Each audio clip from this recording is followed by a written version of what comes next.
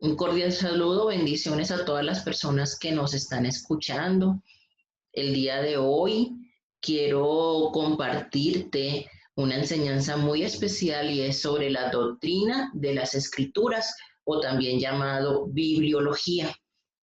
En esta ocasión vamos a aprender qué es la Biblia, en qué idiomas fue escrita, quién es su autor, etcétera, ¿no? Y es algo muy importante para nosotros como cristianos porque la Biblia es nuestra máxima autoridad y nuestra máxima norma de fe y conducta, por lo tanto es importante que nosotros conozcamos la doctrina de la palabra del Señor. Vamos a continuar y vamos a empezar por definir qué es la Biblia.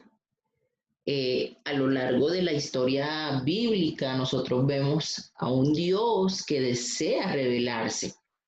No es un Dios que sea un Dios callado, no es un Dios pagano, no es una imagen, ¿cierto?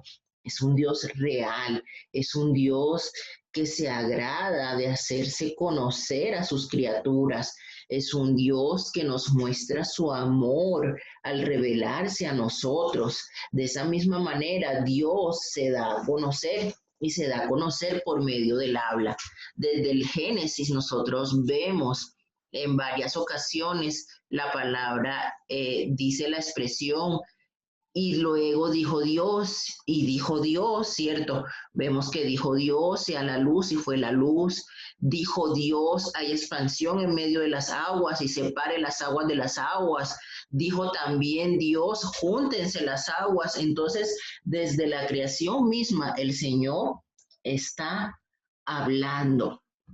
Entonces, este es el Dios verdadero, el Dios de Israel, nuestro único Dios, que se ha revelado a sí mismo mediante su palabra. Entonces, la Biblia es la única palabra de Dios acerca de la única vía de salvación. No podemos hablar de la Biblia sin hacer referencia a Jesús como la palabra hecha carne. ¿Por qué? Porque en Juan capítulo 1, versículo 1, la misma palabra dice, en el principio era el verbo y el verbo era con Dios y el verbo era Dios. Este era en el principio con Dios. Todas las cosas por él fueron hechas y sin él nada de lo que ha sido hecho fue hecho. Entonces, ¿quién es ese verbo? ¿Quién es ese verbo que dice Juan? Es Jesús. Ese verbo es Jesús, es la palabra encarnada, es la persona de Jesucristo. Entonces, por eso no podemos hablar de la palabra de Dios sin hablar de Jesús. ¿Por qué? Porque el Padre nos revela a su Hijo por medio de las Escrituras. Eh, Nosotros vemos que el Señor se reveló inicialmente por medio de la naturaleza, ¿cierto? Sin embargo, la naturaleza no nos puede hablar a nosotros de la salvación, no nos puede hablar de la redención, de la santidad de Dios, de la gracia de Dios. Entonces, esta revelación general no nos pudo haber dicho algo sobre el plan de Dios, ¿cierto? Era necesario una revelación especial. Esa revelación especial la encontramos en las escrituras y esa revelación especial nos habla, ¿cierto? De la gracia, de la redención provista para los hombres a través del Señor Jesucristo. El mismo Señor describe su palabra en Hebreos 4:12 como una espada. Él dice, porque la palabra de Dios es viva y eficaz y más cortante que toda espada de dos filos y penetra hasta partir el alma y el espíritu, las coyunturas y los tuétanos y discierne los pensamientos y las intenciones del corazón. Esta espada que menciona Hebreos 4:12 es una espada llamada gladius que era utilizada por las legiones del ejército romano. Y esta espada, que era una espada más o menos como de unos 48 centímetros, era una espada mortal, era una espada de ataque rápido, pero que mataba, porque era una espada eficiente, terrible, que penetraba, que perforaba, ¿sí? Y esta Gladius era una espada ideal para ser usada en equipo por una tropa disciplinada y obediente. Entonces, el Señor compara su palabra con esta espada. Y en la antigua Grecia, la espada se conoce como Macaira, que también era una espada mortal.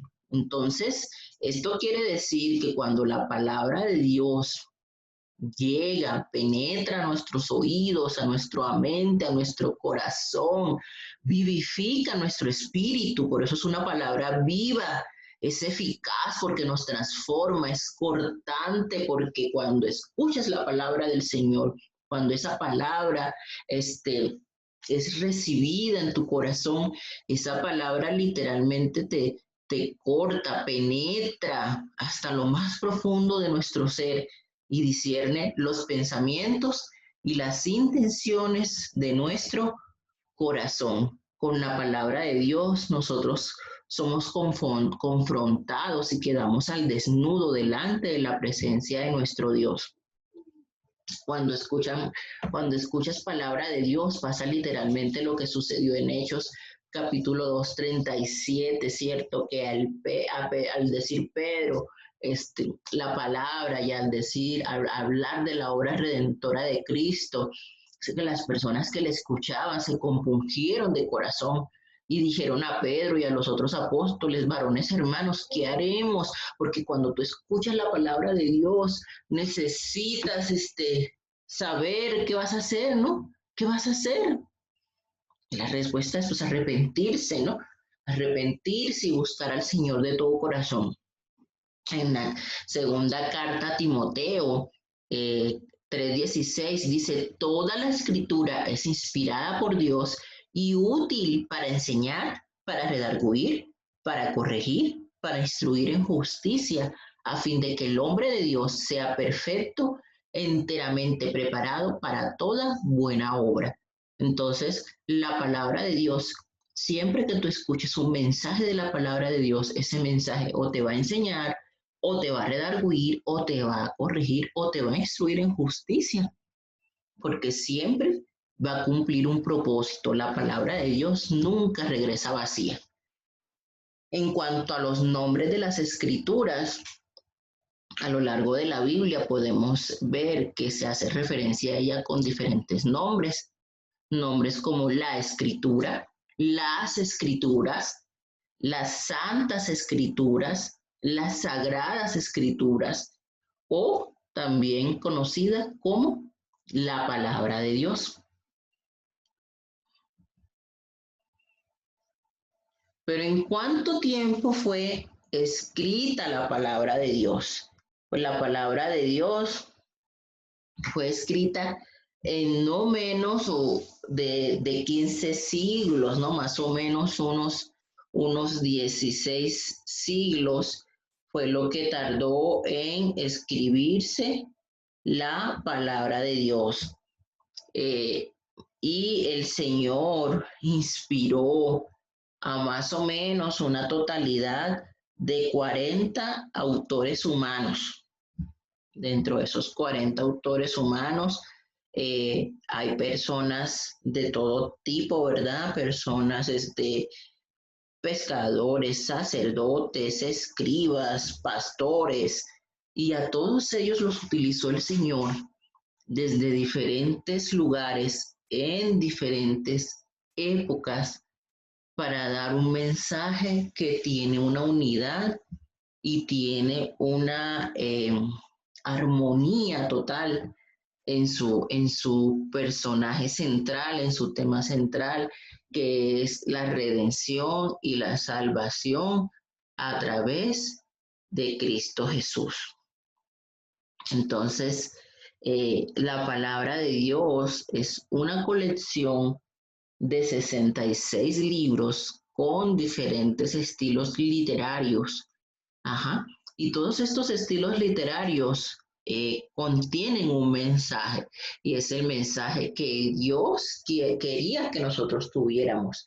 La palabra de Dios es la revelación de lo que el Señor quiere que nosotros sepamos de Él.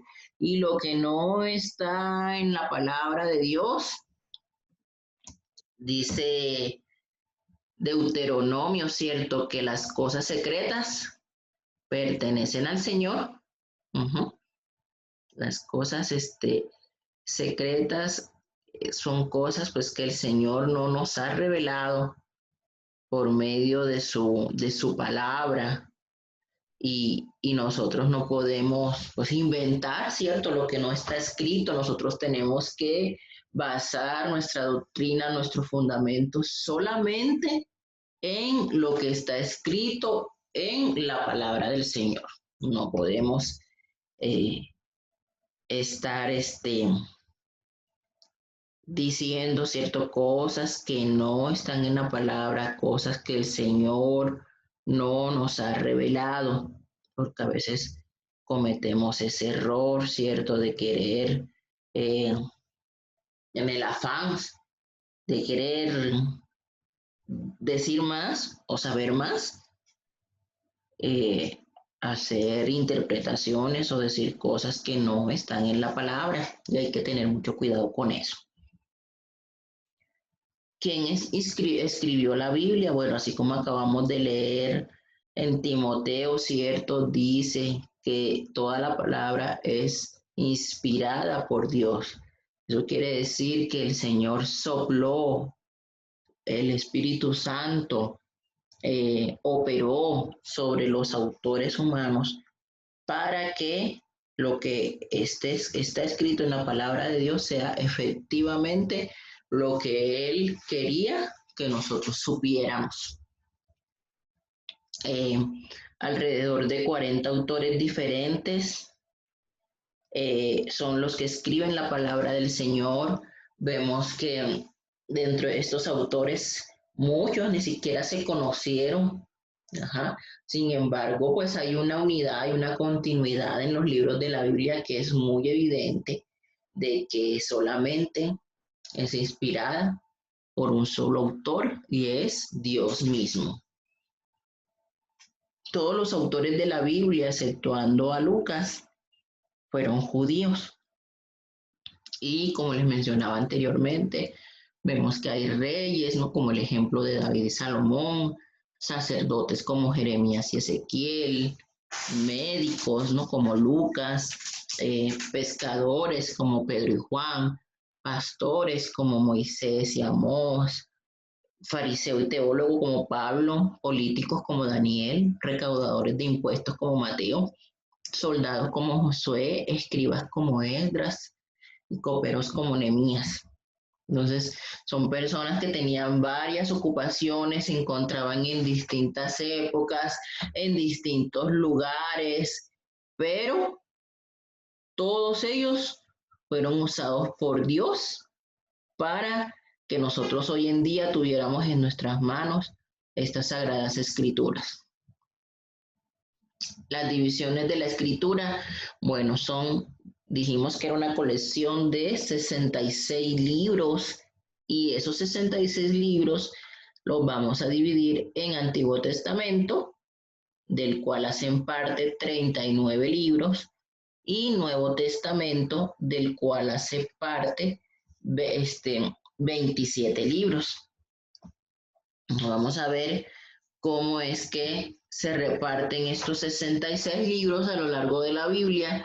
Vamos a ver que en el Antiguo Testamento tenemos primero que todo la ley o Pentateuco, Génesis, Éxodo, Levítico, Números y Deuteronomio. Luego siguen 12 libros históricos que son Josué, Jueces, Ruth, 1 y 2 de Samuel, 1 y 2 Reyes, primero y segundo libro de Crónicas, Esdras, Nehemías y Esther. Luego vienen 5 poéticos que son Job, Salmos, Proverbios, Eclesiastés y Cantar de los Cantares.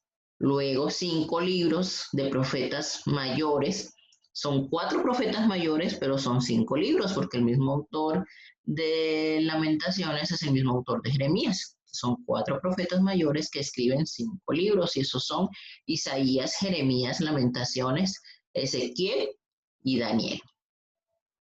Y por último, 12 profetas menores, que son Oseas, Joel, Amós, Adías, Jonás, Miqueas, Nahum, Habacuc, Sofonías, Ageo, Zacarías y Malaquías. Con respecto al Nuevo Testamento, son 27 libros en total, dentro de los cuales igual tenemos 5 divisiones, que son primero evangelios o biográficos, dentro de los cuales se incluye Mateo, Marcos, Lucas y Juan; histórico, que es el libro de los Hechos, Hechos de los Apóstoles, ¿no? O para algunos Hechos del Espíritu Santo; las cartas paulinas, Romanos, la primera y segunda carta a los Corintios, Gálatas, Efesios, Filipenses, Colosenses; primera y segunda carta a los Tesalonicenses; primera y segunda carta a Timoteo, Tito y Filemón; y posteriormente las cartas generales, que son Hebreos, Santiago, primera y segunda carta de Pedro, primera, segunda y tercera carta de Juan, Judas, y por último un libro profético que es Revelaciones o Apocalipsis. Así está dividida nuestra Biblia. Así están divididos esos 66 libros.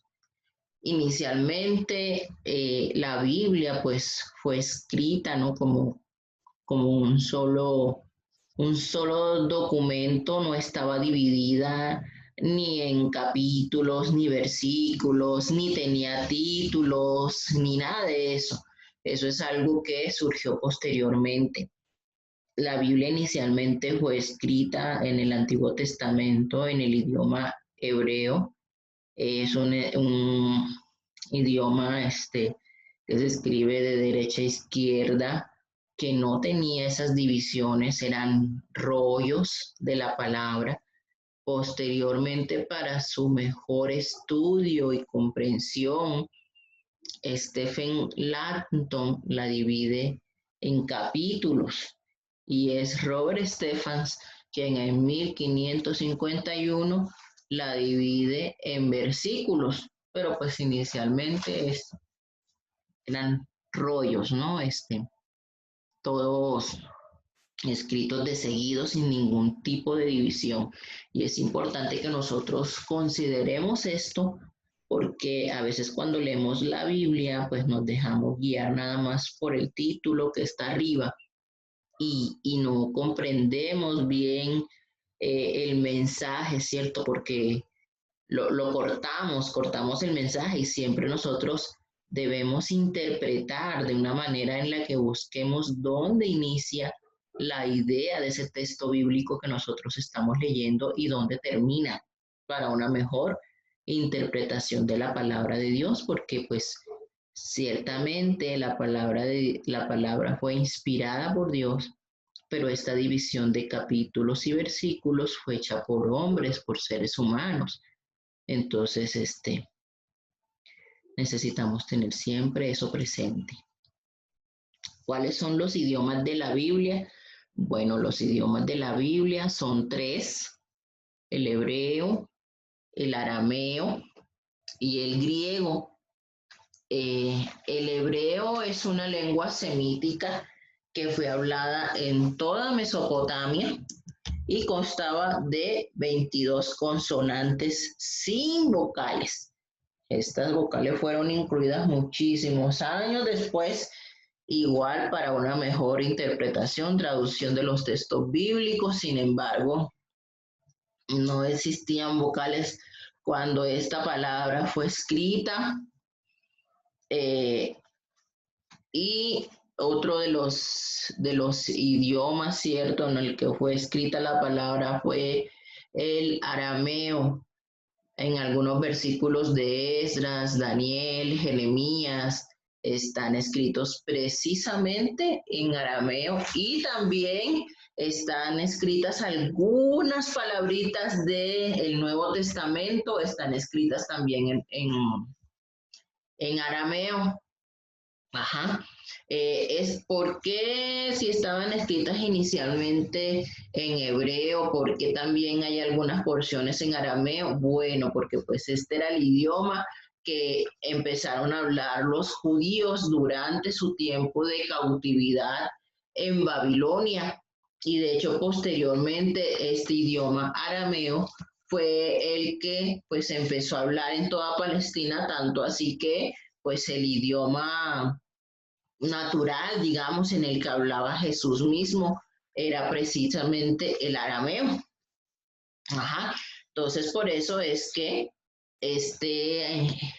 hay algunas porciones precisamente y más de esa época de la cautividad que están escritas en arameo y también algunas porciones o frases más bien del Nuevo Testamento como por ejemplo Talita Kumi, ajá, niña, a ti te digo levántate, eh, o Éfata, que significa sea abierto, o las palabras que menciona Jesús en la cruz, Elí, Elí, lama sabactani, es esto que significa Dios mío, ¿por qué me has desamparado?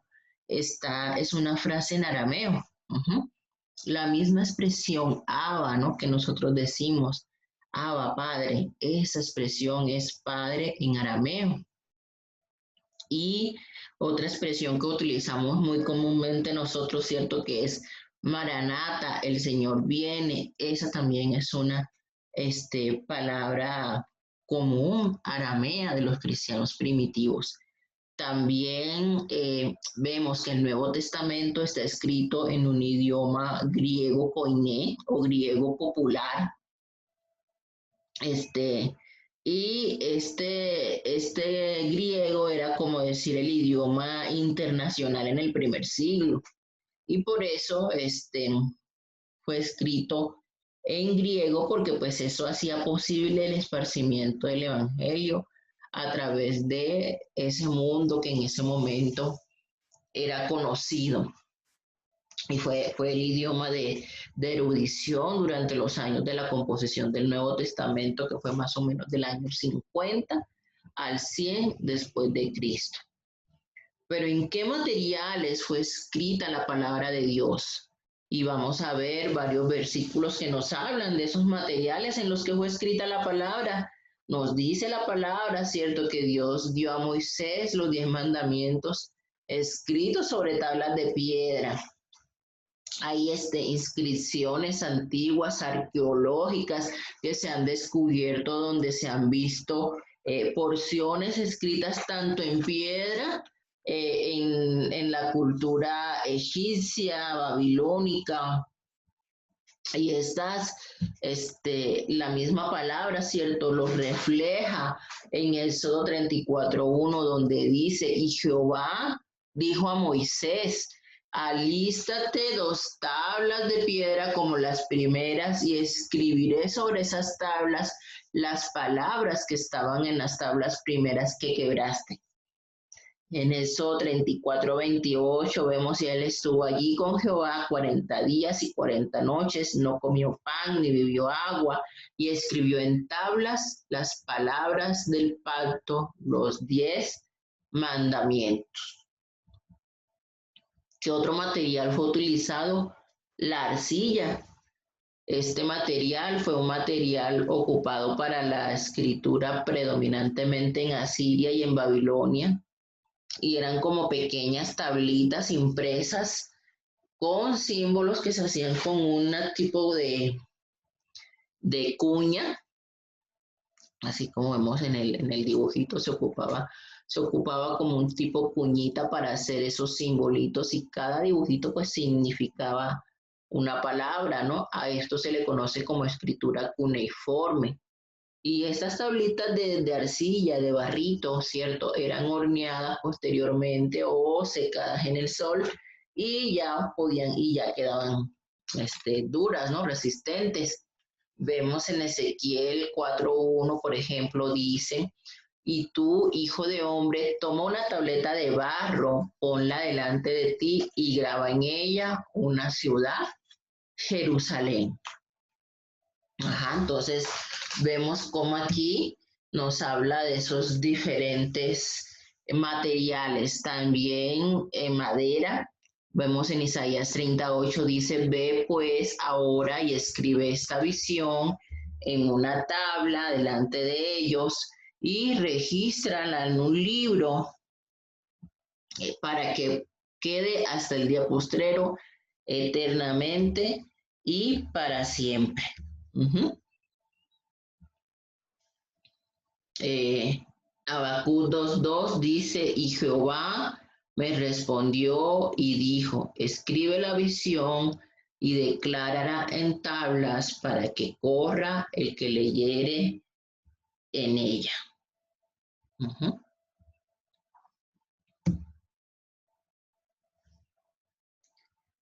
Vemos también el cuero.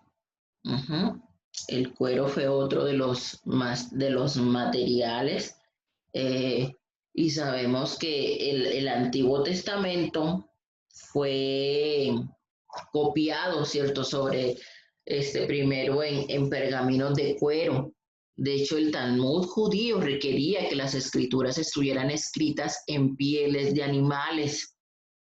Entonces se hacían rollos cosiendo los cueros de los animales juntos, de tal manera que pues, quedaba un rollo más o menos larguito. Uh-huh. El papiro también utilizado. El papiro es una planta acuática y que es muy común verla a orillas del río Nilo y también crece en los lagos y en los ríos. Es una planta muy común tanto en Egipto como en Siria. Uh-huh. Es como una hierbita, así como la que estamos observando en la imagen. Y había un lugar que era el puerto sirio de Biblos, ajá, así se llamaba el lugar, donde se embarcaban grandes cargamentos de papiro.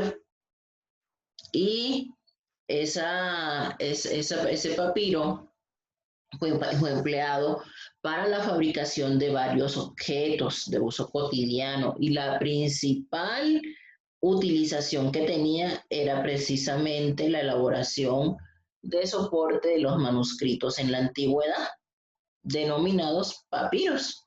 Entonces, eh, por eso es que eh, se utilizó también para escribir la palabra. Y de hecho, de aquí, de esta, de este puerto, ¿no? De Biblos, de esta planta de papiro, proviene precisamente el nombre o la palabra griega para libros, que es biblos, de donde tenemos también la palabra Biblia. Uh-huh. Entonces, ¿qué era lo que hacían con esta plantita? Extraían la caña de papiro, uh-huh, la remojaban, la iban poniendo en forma cruzada, una encima de la otra, y luego de que ya tenían varias hojitas así, pegadas, las prensaban, ajá, de tal manera que ellas se pegaban y armaban unos rollos de 10 y máximo 47 metros de longitud. Entonces, en la palabra de Dios, en segunda de Juan 12, hace mención sobre esto. También tenemos el pergamino. El pergamino es un material hecho a partir de la piel de animales de res o de otros animales y era especialmente fabricado para escribir sobre él.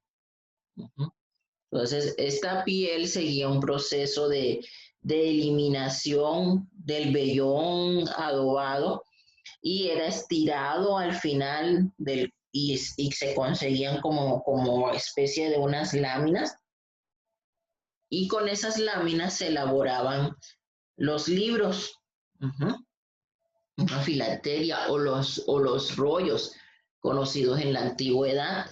Este material, su nombre viene precisamente de la ciudad de Pérgamo.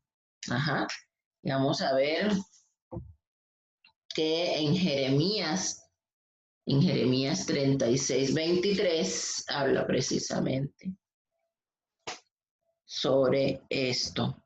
Y también en segunda de Timoteo 4:13 vemos que Pablo le dice a Timoteo: trae cuando vengas el capote que dejé en Troas en casa de Carpo y los libros, mayormente los pergaminos. Entonces vemos que este material pues está mencionado aquí en el Nuevo Testamento por el apóstol Pablo.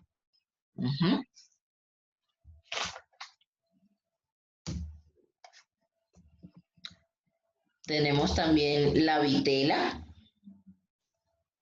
Este papel de vitela, este término viene del francés antiguo velín, que era cuero de novillo. Y este es un tipo de pergamino para hacer páginas de un libro. Era caracterizado por su delgadez, por su durabilidad y por su lisura. A menudo este papel de vitela se teñía de color púrpura. Inclusive en algunos manuscritos que se conservan en la antigüedad, todavía mantienen ese color púrpura. Entonces, o también se teñían, se teñía sobre esa tela de vitela en color plateado o dorado. Y era un papel así como traslúcido. Era un papel de muy alta calidad. Solamente, digamos, se podía obtener de lo que era la piel del becerro.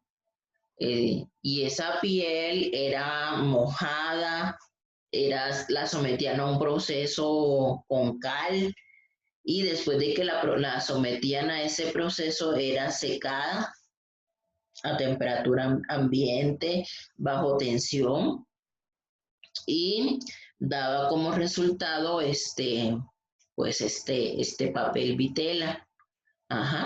También se utilizaba la piel de las ovejas o pues animales vacunos relativamente pequeños, ¿no? Digamos que era tenía como de piel tierna, ¿no? Formas antiguas de la escritura, pues bueno, la escritura inicialmente estaba escrita en rollos, y se hacía pegando hojas de papiro unas con otras y luego lo enrollaban. Y a esas tiras largas las enrollaban alrededor de un palo, una maderita, y el tamaño del rollo era limitado según la dificultad que tuvieran de utilizar el rollo, ¿no? Realmente que tuvieran la posibilidad de abrirlo, ¿no? Y de poderlo manipular. Y esa escritura se hacía generalmente por un solo lado, era un rollo escrito. Cuando era un rollo escrito por ambos lados, a ese rollo se le conocía como opistógrafo. ¿Qué instrumentos se utilizaban para escribir las escrituras? Bueno, pues se utilizaba el cincel. El cincel era un instrumento de hierro para grabar en la piedra. También se utilizaba lo que era el estilo metálico o plumilla. Esta plumilla era un instrumento, ahí les puse la imagen, de cabeza plana y con forma de cuña, y el estilo se usaba para hacer inscripciones en arcilla y en tablillas de cera. Posteriormente se utilizó la pluma, ¿cierto? Y esa pluma era una cañita con punta, era hecha de juncos y esa pluma de caña estaba en uso desde el comienzo del primer milenio en Mesopotamia, desde donde pudo haber sido adoptada este instrumento de escritura. Y ya la idea de utilizar plumas de aves como tal fue introducida por los griegos en el siglo III antes de Cristo.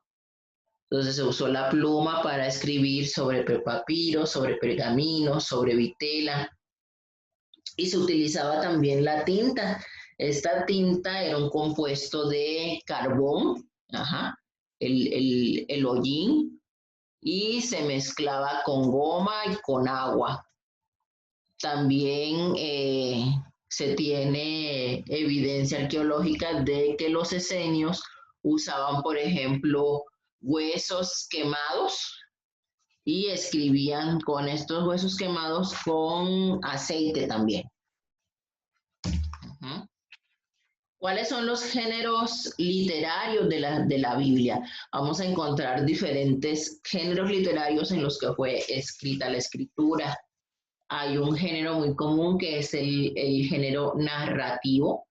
El género narrativo es una categoría en la cual la historia es prominente, incluye relatos históricos, su estructura es transmitida a través de una trama. Ciertos eventos transmiten el sentido, los eventos se ponen uno al lado del otro para contraste y para comparación. Este género narrativo que nos narra historias, que nos narra eventos. Generalmente lo encontramos en el libro de Génesis, en los Evangelios y en Hechos. También tenemos otro estilo literario o género literario que es la oratoria, que la oratoria es una presentación oral, estilizada de un argumento y usa características formales de oratoria y retórica. Frecuentemente cita desde autoridades bien conocidas a simples oyentes y usualmente intenta exhortar y persuadir. Encontramos varios discursos en la Biblia, sobre todo en el libro de los Hechos, ¿cierto? Discursos emitidos por Pablo, por Pedro. Uh-huh. El género pastoral es una literatura que trata con ambientes rústicos y rurales, especialmente pastores.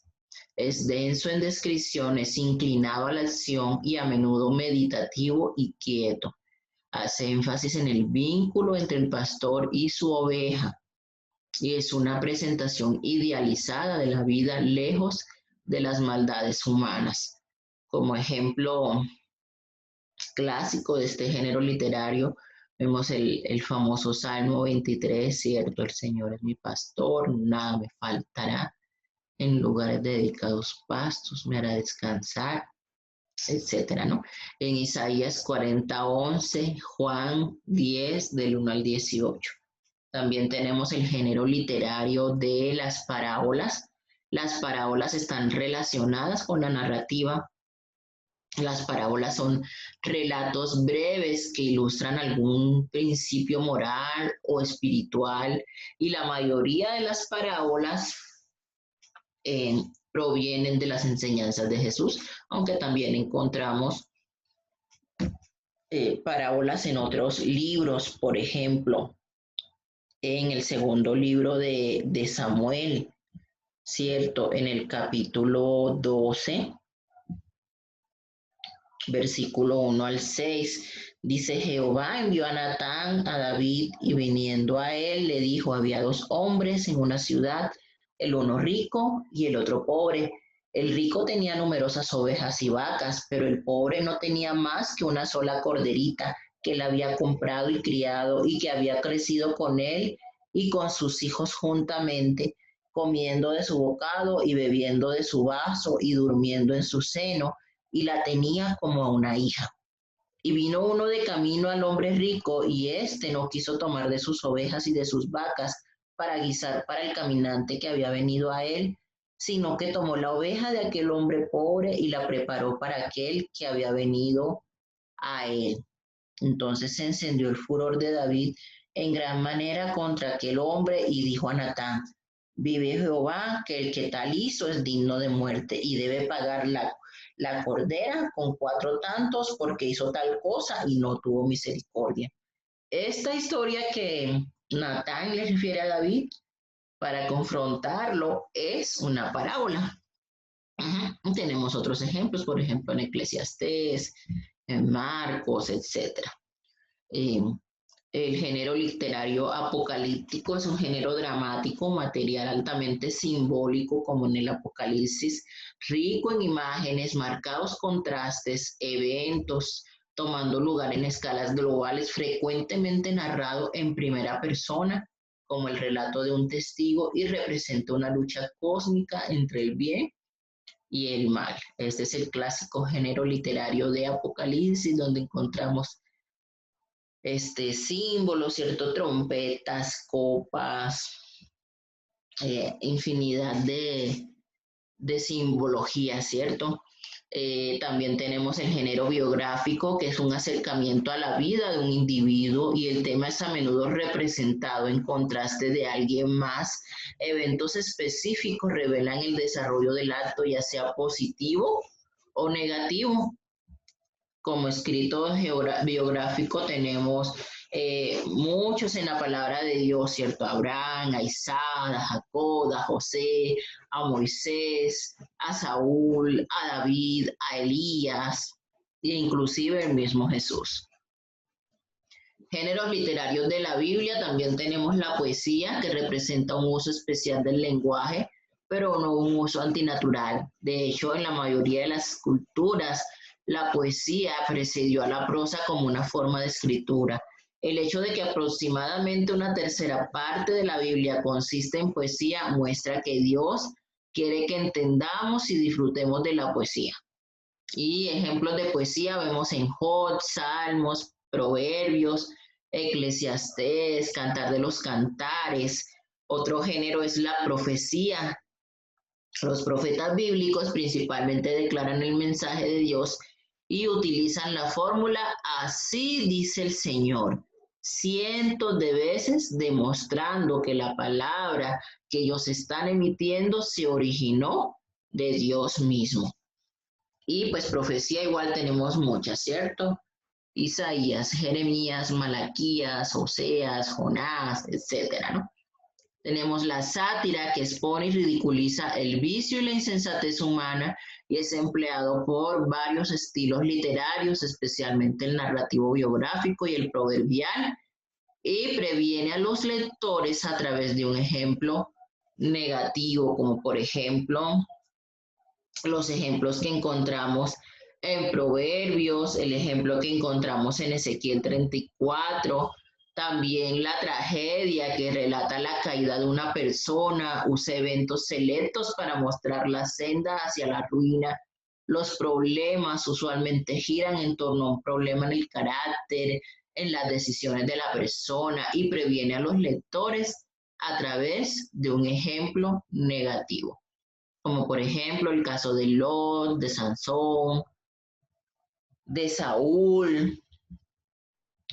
Entonces vemos estos varios ejemplos en la palabra de Dios, ¿cierto? Ananías y Zafira. Tenemos también el elogio, que es elevan encomio a alguien o a algo, enumeran en términos elogiosos los orígenes, acciones o atributos del sujeto. Exhortan al lector a incorporar las mismas características a su propia vida. Igual tenemos varios ejemplos que ustedes los pueden revisar posteriormente con calma en Samuel, en los Salmos, en los Proverbios, en Cantares. Tenemos el género expositivo también, que es un argumento cuidadosamente razonado, bien organizado, curso lógico del asunto que incluye un clima. El objeto es el acuerdo y la acción, y podemos ver como ejemplo de este género expositivo las epístolas de Pablo, Hebreos, Santiago, las epístolas del apóstol Pedro, de Juan, de Judas. Tenemos también, por último, los libros de sabiduría, que son una categoría en la cual una persona madura transmite sabiduría a un joven. Puede usar parábolas, provee observaciones en áreas fundamentales de la vida: nacer, morir, trabajar, el dinero, el poder, el tiempo, el mundo, y apela a las bases de la experiencia humana para poder aconsejar y hacer observaciones a los demás. Este tipo de escrito lo encontramos en Job, lo encontramos especialmente en Proverbios, en Eclesiastés y también en algunos salmos. Y bueno, para terminar, quiero decirte cuáles son los símbolos de la Biblia. Y a lo largo de la palabra de Dios, el Señor compara su palabra con varios objetos, con varios, inclusive con alimentos, ¿no? Vemos que en Santiago 1, del 23 al 25, el Señor compara su palabra con un espejo. Dice, porque si alguno es oidor de la palabra, pero no hacedor de ella, este es semejante al hombre que considera en un espejo su rostro natural, porque él se considera a sí mismo y se va, y luego olvida cómo era. Mas el que mira atentamente en la perfecta ley, la de la libertad, y persevera en ella, no siendo oidor olvidadizo, sino hacedor de la obra, este será bienaventurado en lo que hace. Entonces vemos que aquí en Santiago la palabra es comparada con un espejo porque refleja la mente de Dios y refleja la verdadera condición del hombre.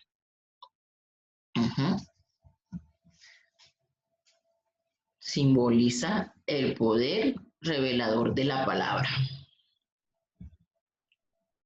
Otro símbolo de la Biblia es una semilla o simiente.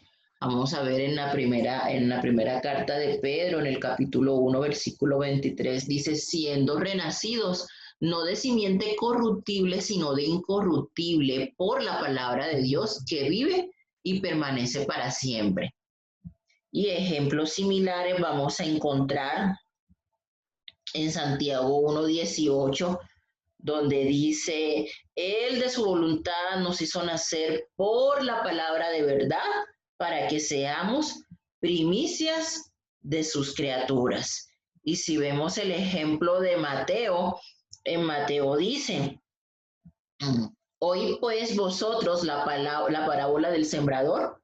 Cuando alguno oye la palabra del reino y no la entiende, viene el malo y arrebata lo que fue sembrado en su corazón. Este es el que fue sembrado junto al camino. El que fue sembrado en pedregales, este es el que oye la palabra y al momento la recibe con gozo, pero no tiene raíz en sí, sino que es de corta duración, pues al venir la aflicción o la persecución por causa de la palabra, luego tropieza.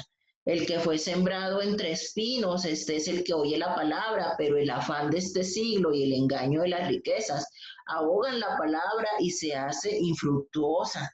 Mas el que fue sembrado en buena tierra, este es el que oye y entiende la palabra y da fruto y produce a 100 y a 60 y a 30 por uno. Entonces, comparan la palabra con una semilla y se le llama semilla porque una vez que es plantada la palabra correctamente, produce vida, produce crecimiento y produce fruto. Entonces, esta semilla representa o simboliza el poder generativo de la palabra. La palabra también es simbolizada por el agua. En Efesios 5, del 25 al 27, dice, maridos, amad a vuestras mujeres, así como Cristo amó a la iglesia y se entregó a sí mismo por ella, para santificarla, habiéndola purificado en el lavamiento del agua por la palabra, a fin de presentársela a sí mismo una iglesia gloriosa, que no tuviese mancha ni arruga ni cosa semejante, sino que fuese santa y sin mancha. Entonces, la palabra es simbolizada por el agua porque tiene propiedades para limpiar, para quitar la sed, para refrescar y representa el poder purificador de la palabra. Otro símbolo en la palabra y del que hablamos inicialmente es una espada, ¿cierto?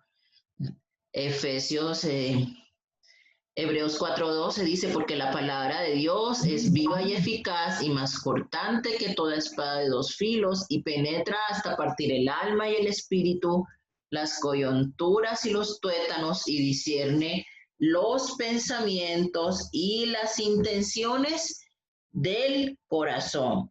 Si nosotros vamos a Efesios 6, también nos habla precisamente de esa espada, ¿cierto? Cuando nos habla Pablo sobre la armadura de Dios para que podamos estar firmes contra las acechanzas del diablo, nos dice que en el versículo 17 del capítulo 6 de Efesios dice, toma el yelmo de la salvación y la espada del Espíritu, que es la palabra de Dios.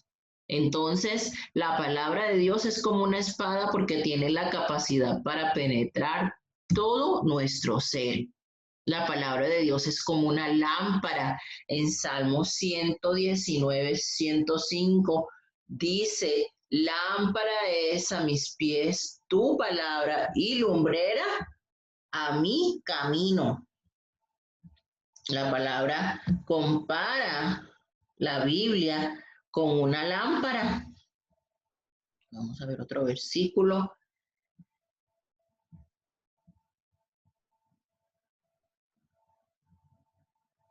Dice en Proverbios 6:23, porque el mandamiento es lámpara y la enseñanza es luz y camino de vida las reprensiones que te instruyen.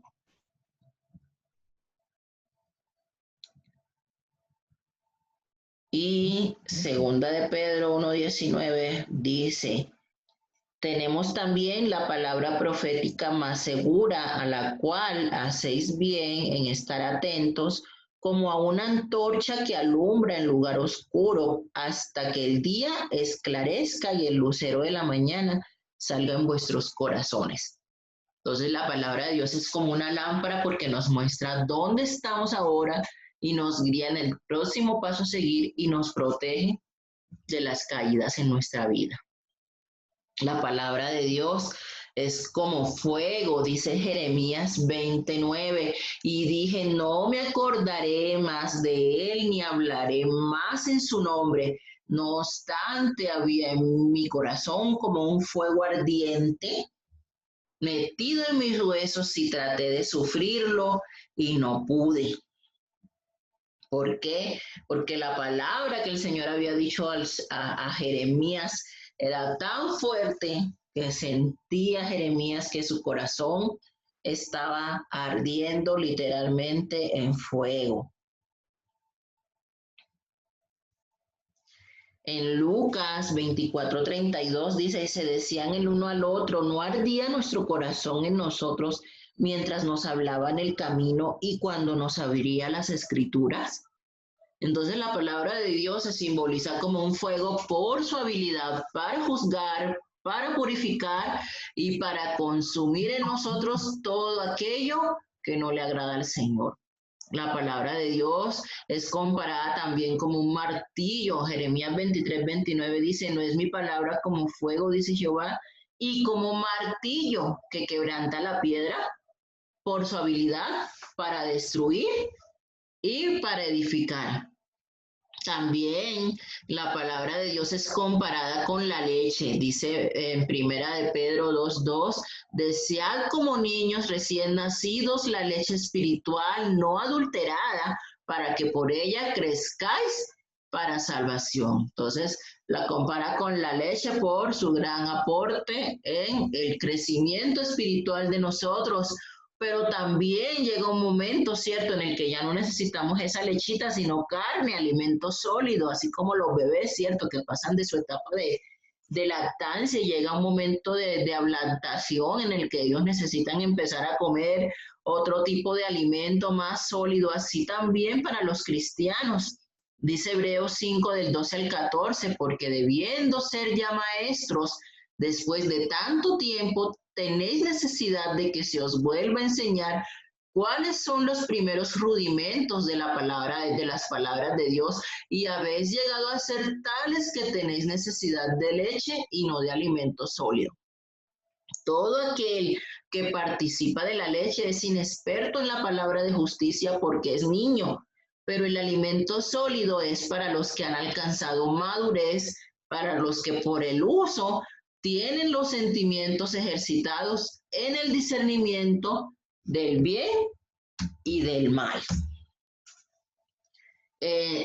Otro símbolo de la Biblia es la miel. En Salmos 19:10 dice, deseables son más que el oro y más que mucho oro refinado, y dulces más que miel y que la destila y que la que destila del panal. Y compara la palabra de Dios con la miel, que es un alimento nutritivo, ¿cierto? Que imparte fuerza, imparte energía. Dice, otro de los símbolos de la Biblia es el pan. Juan 6:51 dice, yo soy el pan vivo que descendió del cielo. Si alguno comiere este pan, vivirá para siempre. Y el pan que yo daré es mi carne, la cual yo daré por la vida del mundo. El pan es el alimento universal, es esa revelación de Cristo que nosotros necesitamos en nuestra palabra. Y es en nuestra vida, perdón, y es la palabra del Señor. También tenemos que es comparada la palabra de Dios como el oro. En Salmo 119 del 127 al 128 dice, por eso he amado tus mandamientos más que el oro y más que oro muy puro. Y también en el Salmo 19:10, vamos a leerlo.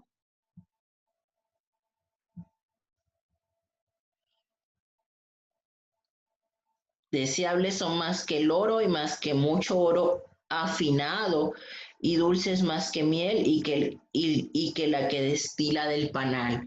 Entonces compara la palabra de Dios con el oro por su pureza. Y también la compara con la plata. En el Salmo 12:6 dice, las palabras de Jehová son palabras limpias como plata refinada en horno de tierra, purificada 7 veces. Entonces, hemos concluido aquí la primera parte del tema de doctrina de la Biblia. Posteriormente vamos a estar hablando más de este tema porque faltan todavía más conceptos que hacen parte de este tema de la doctrina de la Biblia y que es necesario que los conozcamos. Necesitamos saber qué es revelación, qué es inspiración, qué es iluminación. Necesitamos conocer sobre el canon de las escrituras, sobre las traducciones, y eso lo vamos a ver en la siguiente clase. Primeramente Dios, el próximo sábado estaremos por aquí dejándoles un video para que den seguimiento a las clases, y pues esta enseñanza es para que usted sea edificado, para que usted sea afirmado en la sana doctrina, para que usted pueda conocer las verdades del Evangelio, para que pueda ser alimentado, ¿cierto? Con ese alimento sólido que dicen las Escrituras, que es su palabra. Entonces, vamos a concluir este tema por el día de hoy, pero el próximo sábado continuamos con más de doctrina de las Escrituras. Bendiciones a todos donde se encuentren, y anhelamos que esta clase sea de bendición para sus vidas.